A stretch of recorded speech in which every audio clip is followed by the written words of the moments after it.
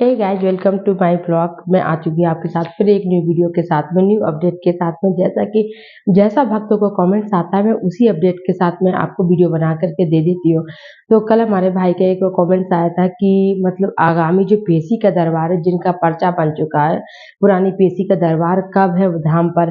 तो मैं आप लोगों को बता दूं कि पुरानी पेशी का दरबार धाम पर 1 अप्रैल को जिन भक्तों का पर्चा बन चुका है, जो भक्त अपनी पर्चा पर पेशी चढ़वाना चाहते हैं, वो 1 अप्रैल दिन मंगलवार को आकर के अपनी पेशी चढ़वा सकते हैं। 1 अप्रैल गुरु जी 29 मार्च से लेकर के 3 अप्रैल तक तो धाम पर रहने वाले हैं, बट 3 अप्रैल को नहीं, 1 अप्रैल को मंगलवार है। इसलिए जिन भक्तों का पर्चा बन गया है, जिन भक्तों को पर्चा बनवाना है, उन भक्तों को नहीं आना है, क्योंकि मंगलवार को आना आप लोगों को कोई मतलब नहीं होता है। कि क्या होता है कि सिर्फ गुरुजी आकर के दर्शन देते हैं, मंगलवार को कोई दिव्य दरबार नहीं लगता है।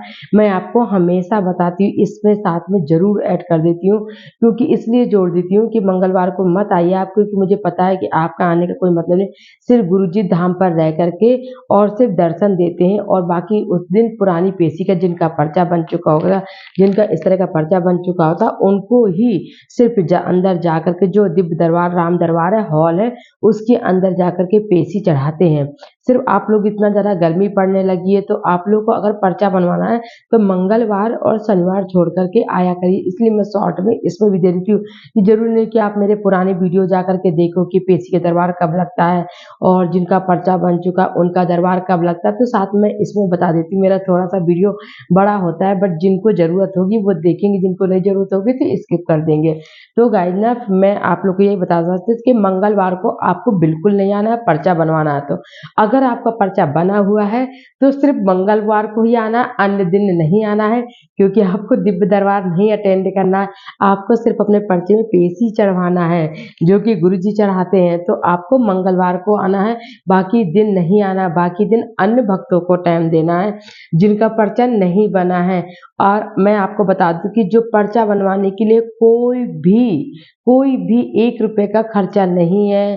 बहन, कितनी बार मैं बताती हूँ, हर बार कमेंट में होता है क्या टोकन लेने का कोई चार्ज है बहन, क्या टोकन लेने कहाँ से मिलता है। ना तो कोई टोकन मिलता है, ना तो कोई चार्ज है, बिल्कुल फ्री है। बागेश्वर धाम हमेशा फ्री रहा है, रहेगा। ये हमारे गुरुजी का कहना है। वहाँ पर 1 रुपए का खर्चा नहीं, वो आपकी मर्जी कि आप किसको क्या दे रहे हो, तो ये आप जानो भाई। हमारे गुरुजी तो 1 रुपया नहीं ले रहा, धाम पर जो है तो खुला है, वहाँ पर 1 रुपए का खर्चा नहीं है। सिर्फ आपको आना है। ना टोकन मिलता है आपको, टोकन उनको मिलता है, पहले मिलता था, तो वो भी बंद हो गया। पहले क्या होता था, जिन भक्तों का ये पर्चा बन जाता था, उन भक्तों को टोकन मिलता था। तो वो टोकन लेकर के अंदर जब राम दरबार है ना, तो ये जो पर्चा है, ये जो मेरा पर्चा बना हुआ है, एक मिनट दिखा नहीं सकती मैं पूरा, थोड़ा सा मैं दिखाऊंगी आप लोगों को। तो ये जो मेरा पर्चा बना हुआ है, तो जी ये पर्चा को दिखा करके वहाँ पर कार्यालय नंबर 2 से हमें टोकन लेना पड़ता था। तो ये टोकन देते थे, फिर ये टोकन दिखा करके हमें राम दरबार के अंदर, जहाँ पर पेशी का दरबार होता था, वहाँ पर जाना पड़ता था।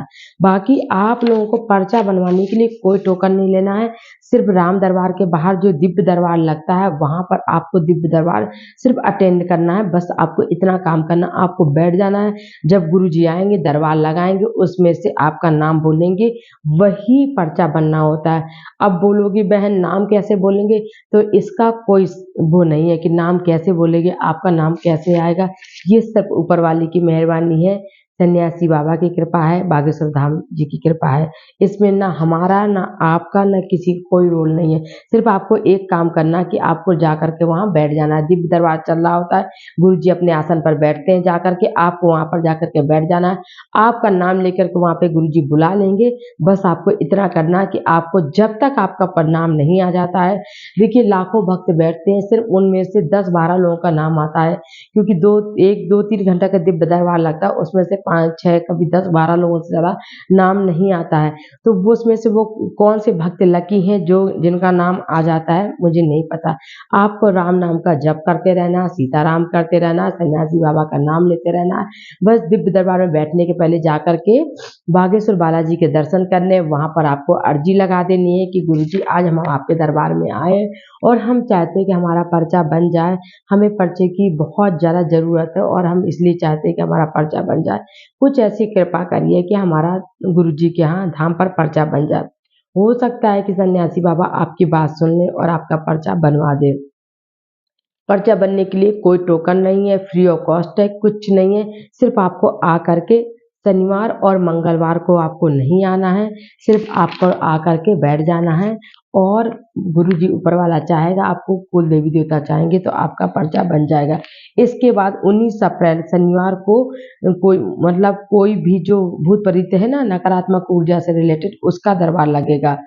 तो आप लोग ये सोच लीजिए कि मतलब बीच-बीच में धाम पर गुरुजी रहेंगे तो दिव्य दरबार लगता रहेगा। तो जब-जब गुरुजी धाम पर रहेंगे तो तब-तब दिव्य दरबार लगता ही लगता है, इसमें कोई संदेश नहीं, सिर्फ़ मंगलवार, शनिवार छोड़ कर के। तो अभी तो मैं आप लोगों को सिर्फ़ 1 अप्रैल को उनको वीडियो बना रही हूँ, जिनका पर्चा बन चुका है, पुरानी पेशी का दरबार है, जो भक्त नहीं। कभी-कभी ऐसा होता है ना फ्रेंड, जब मैं भी यूट्यूब नहीं बनाती थी तो मेरे को भी मेरा पर्चा बना हुआ था। तो कभी ऐसा होता था कि मंगलवार को नहीं जा पाते थे हम लोग पेशी चढ़वाने, कभी घर में सोवर हो जाती थी, कभी अगर किसी की कोई प्रॉब्लम हो गई या आप नहीं जा सकते, कोई लेडीज़ प्रॉब्लम है तो नहीं जा सकते आप ना, तो वो हमारा मिस हो जाता था। तो हम सोचते थे यार कैसे पता चले, क्या करें कि अगली आगामी जो पेशी का दरबार है, जो पर्चा का दरबार है, वो कब लगेगा। तो इस तरह का मैं भी हेल्प लेती थी, यूट्यूब में डालती थी कि आगामी पेशी का दरबार कब है, तो कभी-कभी कोई गलत निकल जाता था तो फिर ना बड़ा कष्ट होता था। बल्कि मैं तो धाम के पास ही हूँ, फिर भी मुझे कष्ट होता था, क्योंकि क्या होता है ना, आप कितने भी पास रहते हो, आप अपने बच्चों को छोड़ के जब जाते हो ना, तो वो एक पूरा रूटीन चेंज हो जाता है। तो बड़ा कष्ट होता था धाम पे, जब ये होता था कि यार यार आज तो किसी का दरबार है ही नहीं, तब ये लगता था यार यूट्यूब वाले भी क्या प्रॉब्लम है ये, इन लोगों को सच में ऐसा नहीं करना चाहिए। बट हाँ, मेरे साथ भी मिस्टेक हो सकती, कभी गुरु जी ही कैंसल कर दें तो इसमें फिर हम क्या कर सकते हैं। पूरी कोशिश करती हूँ मैं कार्यालय से पूरी जानकारी लेकर सटीक मैं आप लोगों को वीडियो बनाती हूँ कि आप लोगों को मेरे वीडियो से, मेरे बागेश्वर धाम वाले भक्तों को किसी भी प्रकार का कोई भी कष्ट नहीं हो। क्योंकि जब हमारे गुरु जी अपने भक्तों को कष्ट नहीं देना चाहते तो हम कौन होते हैं आप लोगों को कष्ट देने के लिए।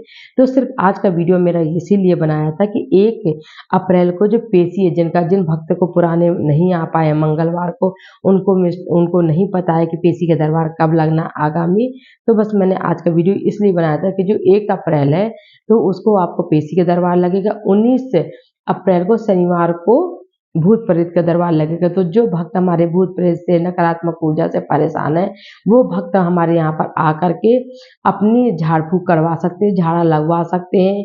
इससे आप लोगों को यही बेनिफिट होगा झाड़ा लगवाने से कि 4-5 बार के झाड़ा लगवाने से, और जो वो पेड़ है ना, उस पेड़ को छूने से मात्र से ही आपकी नकारात्मक ऊर्जा भागी जाएगी। भक्त कहीं-कहीं जाने की आपको ज़रूरत नहीं है।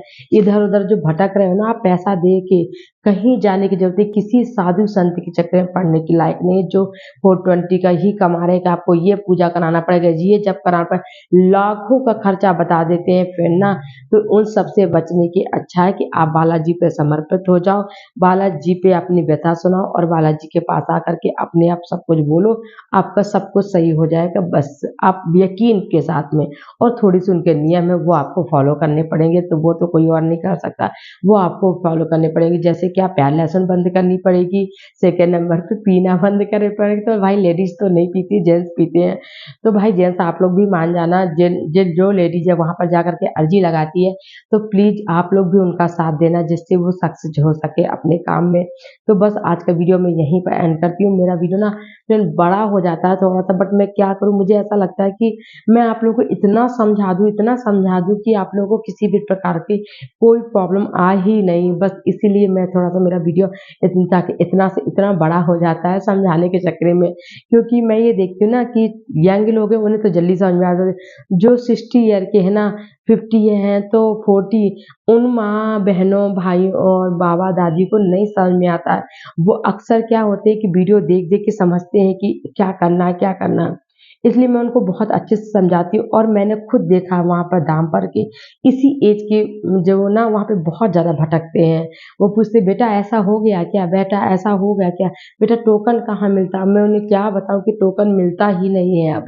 और पहले एक टाइम था कि जब टोकन डलता था, जब ये पर्चा बनने के लिए हमारे यहाँ बागेश्वर धाम पे टोकन डलता था, तो वो क्या होते थे, सुबह के 4 बजे से 5 बजे से टोकन डलता, बोरा लेके लोग वहाँ पर निकलते थे और बोरा में हम लोग अपना नाम, मोबाइल नंबर और अपना क्षेत्रकाल इतना लेकर के उस पर्ची को फ़ोल्ड करके डाल देते थे। फिर किसी दिन क्या होता था कि 5-6 दिन बाद उस पर्ची को कुछ कन्याएँ जो होती थी वहाँ पे धाम पे, वो पर्चियों को पूरे कमरे पे फैला दिया जाता था। तो उस धाम पर वो कन्याएँ उन पर्चियों को उठाती थीं।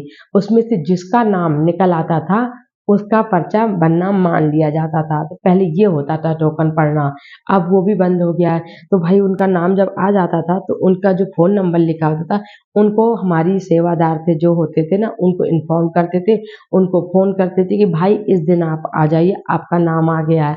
वो एक लकी ड्रॉ होता था, वो भी एक अपना टाइम होता था। उसमें भी एक ये गज़ब की भीड़ होती थी जिस दिन टोकन पड़ता था कि पर थोड़ी-सी चीटिंग होने की वज़ह से हमारे गुरुजी तो अंतर्यामी हैं, दूरदृष्टि हैं, वो सब कुछ परख लेते हैं, सब कुछ जान जाते हैं। तो बस उन्हें ऐसा लगा तो ये चीज़ उन्होंने जा कर के ना कैंसल कर दी कि अब ऐसा नहीं करना है। तो उसे अब सीधे क्या करते हैं, जब भी वो बैठे होते हैं, तो जब वहाँ पर धाम पे होते हैं, सीधे आकर के अपने आसन पर बैठ जाते हैं और सीधे धाम पर आकर के अपना वो लगाते हैं, दिव्य दरबार लगाते हैं। इसमें कोई चीटिंग नहीं हो सकती है, कोई पैसे का लेन-देन नहीं हो सकता है। सीधे-सीधे आप आइए, अपना पर्चा बनवाइए और अपना पर्चा गुरुजी से बात करिए, सीधे-सीधे आकर वार्तालाप करिए। ना इसी किसी सेवाधार की आवश्यकता है, ना हमें किसी और की ज़रूरत है। हम और हमारे गुरुजी और बालाजी की ज़रूरत है इसमें। बस मैं आप लोग को फिर से बताना चाहूँगी कि टोकन सिस्टम खत्म हो गया है, किसी भी प्रकार का कोई टोकन नहीं मिलता है। आप लोग को मैं फिर से 3 बार बता चुकी हूँ। इस चीज़ का बहुत ज़्यादा इश्यू होता है धाम पर। जब भी मैं जाती हूँ, धाम पर लोग पूछते हैं कि टोकन कब मिलेगा, टोकन कब मिलेगा, टोकन कहाँ मिलता है? टोकन कहीं नहीं मिलता, सारा टोकन सिस्टम बंद हो गया है। सिर्फ़ आपको मंगलवार को नहीं आना, अगर आपको दिव्य दरबार में बैठना है, मंगलवार, शनिवार नहीं आना है, बाकी सोमवार जब गुरुजी धाम पर रहेंगे उस दिन आना है। अगर आपको फिर भी नहीं पता चलता तो इसका वीडियो भी मैं बना के डालती हूँ हमेशा कि गुरुजी धाम पर हैं, गुरुजी धाम पर दिव्य दरबार लगाए हैं, तो आप लोग आ जाया करिए, मेरा वीडियो देखा करिए। वीडियो एक ही स्किप नहीं करना, बस आप लोग को इतना ही करना है। तो जब तक के लिए जय बागेश्वर धाम की, जय सन्यासी बाबा की। मिलते हैं नेक्स्ट वीडियो में। अगर आपका कोई कमेंट्स हो इससे रिलेटेड, बागेश्वर धाम से रिलेटेड कोई भी कमेंट हो, आप निसंकोच लिख सकते हैं, मैं आपको फटाक से रिप्लाई करूँगा। देखिए, एक भाई ने अप्रैल की पेशी पूछा था तो मैंने आपका उसका फटाक से वीडियो बना दिया। मेरा सिर्फ बाकी टारगेट तो अन्य वीडियो ब्लॉग्स डालना है, बस मेरे बाग एक ही टारगेट है कि मेरे बागेश्वर धाम से जुड़े जो भक्त हैं वो बिल्कुल किसी भी प्रकार से कोई भी प्रॉब्लम में नहीं हो। आप कमेंट लिखेंगे, आपको फटाक से रिप्लाई मिलेगा, 100% सही जवाब मिलेगा। कभी भी मेरा अगर वीडियो गलत निकल जाए तो आप लोग लिख दीजिए कि बहन आपने इस वीडियो को बनाया था गलत। हाँ, गुरुजी ही कैंसल कर देते, इसके लिए भाई बहन मेरे लिए मैं कुछ नहीं कर सकती हूँ कभी। तो ऐसा ना इमरजेंसी तो दुनिया में सबको आ सकती है, मुझे भी आ सकती है, आपको भी आ सकती है, तो कुछ भी कार्य स्थगित किए जा सकते हैं। तो मिलते हैं नेक्स्ट वीडियो में, जब तक के लिए जय हिंद, जय भारत।